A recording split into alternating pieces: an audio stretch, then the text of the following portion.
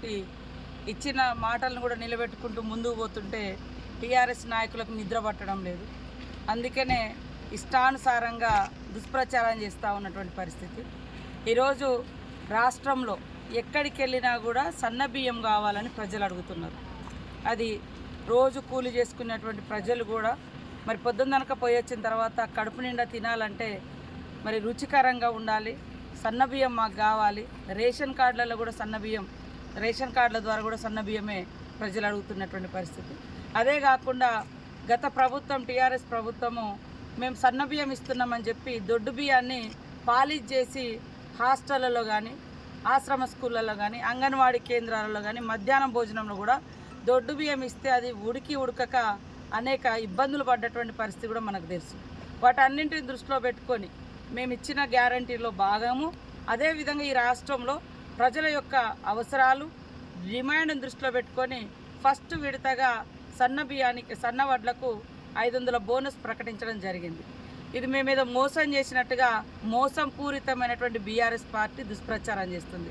ప్రజల ఆలోచించండి. ఎందుకంటే ఈరోజు ఎక్కడికి వెళ్ళినా కూడా దొడ్డు బియ్యం వద్దు, మాకు సన్న బియ్యమే అడుగుతున్నారు. కాబట్టి ఇప్పుడు మనం సన్న వడ్లను సాగు చేసుకుంటేనే సన్న బియ్యం అందించగలుగుతాం. మరి సన్న బియ్యం పండించకుండా, సన్న వడ్లు పండించకుండా సన్న బియ్యం రావాలంటే ఎట్లా అవుతుంది? కాబట్టి రైతులను ప్రోత్సహించడం కోసం మొదటి విడతగా 500 రూపాయల బోనస్ సన్న వడ్లకు ఇవ్వడం జరుగుతుంది. మిగతాది కూడా తదనంతరం తప్పకుండా మేము ఇచ్చినటువంటి మాటలు ఏవైతున్నాయో ఒక్కొక్కటి నిలబెట్టుకుంటాం. ఇప్పుడు రాష్ట్రంలో ఉన్నటువంటి ప్రజల యొక్క అవసరాలను దృష్టిలో పెట్టుకొని, డిమాండ్ని దృష్టిలో పెట్టుకొని సన్నవడ్ల రైతులకు బోనసు తక్షణం. ఎందుకంటే ఇప్పుడు మళ్ళీ నాట్లు అంటే విత్తనాలు జల్లుతూ ఉంటారు. ఈ సీజన్ అయిపోయిన తర్వాత మళ్ళీ మనం పంటలు వచ్చిన టైంకు ప్రజలకు సన్న బియ్యం అందించాలంటే అందించలేని పరిస్థితి ఉంటుంది. కాబట్టి ముందే మరి ఉత్పత్తి కంటే ముందే ప్రజల యొక్క అవసరాలను దృష్టిలో పెట్టుకొని ఇవాళ ప్రకటించడం జరిగింది. దాన్ని కూడా రాజకీయంగా చేస్తున్నారు. బీఆర్ఎస్ నాయకులకు మేము ఒకటే చెప్తున్నాం, మీరు గతంలో మరి 500 బోనస్ సన్నవడ్లకు ఇస్తామని చెప్పి 2020లో మరి ఎగ్గొట్టినటువంటి చరిత్ర మీది. కానీ మాది ఒక్కొక్కటి నిలబెట్టుకుంటాం. అదేవిధంగా గతంలో మీరు చూస్తే వడ్ల కల్లాల కాడ తడిసి మరి రైతులు ఆ ధాన్యం అమ్ముకోలేక కింటాల మీద 10 కిలోలు 12 కిలోలు తరుగు పేరుతోటి, తేమ పేరుతో తీసేస్తుంటే మరి అదేవిధంగా తడిసిన ధాన్యం అమ్ముకోలేని దుస్థితిలో రైతులు కల్లాల కాడ కుప్పల మీద గుండెలు పగిలి చనిపోయినటువంటి చరిత్ర మీది, మాది కాదు. మేము ఈరోజు వర్షం పడుతుంటే కూడా ఎక్కడికక్కడ మరి స్పెషల్ అధికారులను వేసి ఆ పరిస్థితులన్నీ కూడా సమీక్షించుకుంటూ ధాన్యం కొనుగోలు చేస్తున్నటువంటి ప్రభుత్వం రేవంత్ రెడ్డి ప్రభుత్వం, కాంగ్రెస్ ప్రభుత్వం.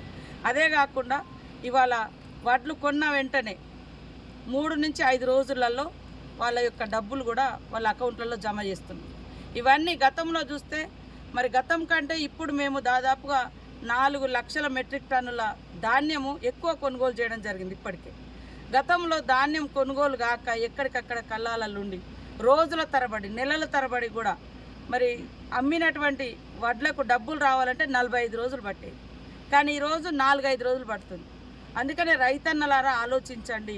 ఇవాళ కేవలం అధికారం పోయిందన్నటువంటి అక్కస్తోటి టీఆర్ఎస్ నాయకులు, బీఆర్ఎస్ నాయకులు దుష్ప్రచారం చేస్తున్నారు.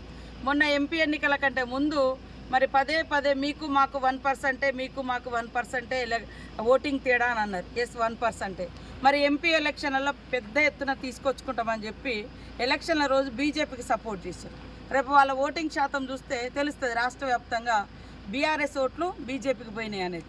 కాబట్టి రైతన్నల కోసం ఆనాటి నుంచి ఈనాటి వరకు ఏకకాలంలో రాష్ట్రంలో, దేశంలో 70,000 కోట్ల రైతు రుణాలను మాఫీ చేసిన చరిత్ర ఆనాడు కాంగ్రెస్ ప్రభుత్వంది. రాష్ట్రంలో వైఎస్ఆర్ గారు ఉన్నప్పుడు సోనియమ్మ గారి ఆదేశం మేరకు రేపు కూడా మరి ఆగస్టు 15వ తారీఖు వరకు రాష్ట్రంలో ఉన్నటువంటి రైతుల యొక్క రుణాలు మాఫీ చేసేందుకు ఆర్థిక వ్యవస్థ చిన్నాభిన్నమైనా కూడా మరి అన్ని అవసరాలను, ప్రజల యొక్క అవస్థలను దృష్టిలో పెట్టుకొని మరి ఒక క్రమశిక్షణ కలిగినటువంటి విధంగా కాంగ్రెస్ ప్రభుత్వం పరిపాలిస్తుంటే తట్టుకోలేకపోతున్నారు. అనేక రకాల దుష్ప్రచారాలు చేస్తున్నారు. వాస్తవాలను వాస్తవంగా మాట్లాడితే బాగుంటుంది, కానీ దుష్ప్రచారం చేసి రాజకీయ ప్రయోజనాలు పొందుదామంటే అది ఎవరు కూడా హర్షించరు.